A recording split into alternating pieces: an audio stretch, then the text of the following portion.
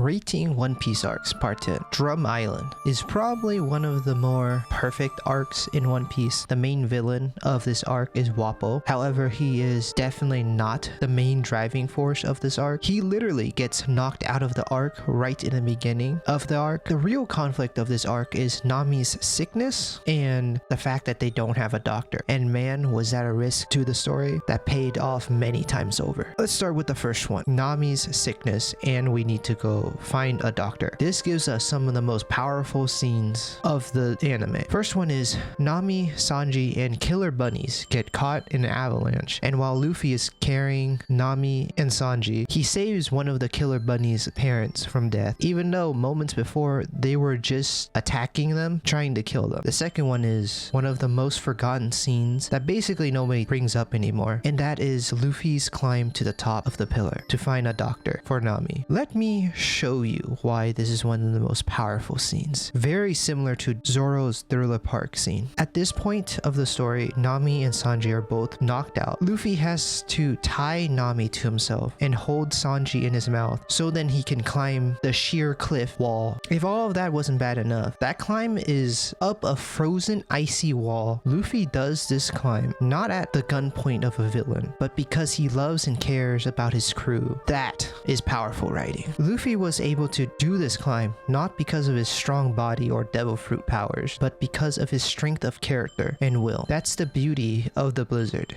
Human bodies, rubber, and the human mental don't fare so well when frozen in a blizzard. Finally, after getting to the top, Luffy pleads to save his friends, not himself, even though he's about to die first among the three of them. I also don't think Luffy told anyone about the climb, and Nami and Sanji never really realized what Luffy did to save them. This concludes one of the most powerful scenes in anime, the backstory for our beloved Tony Chopper.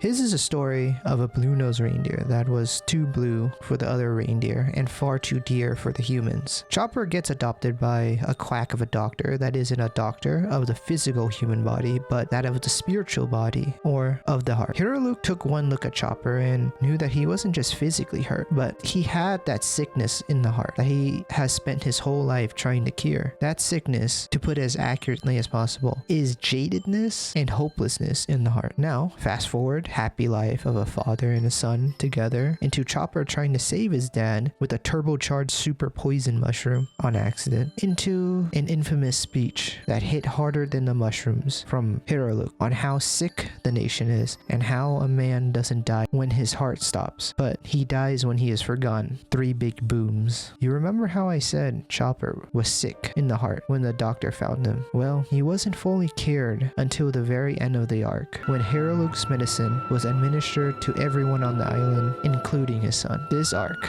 was pure cinema. One of the few 10 out of 10 arcs of all of anime. Okay, bye. どう？わかったか？あ、待って、忘れちゃった。ちょっと待って。あれ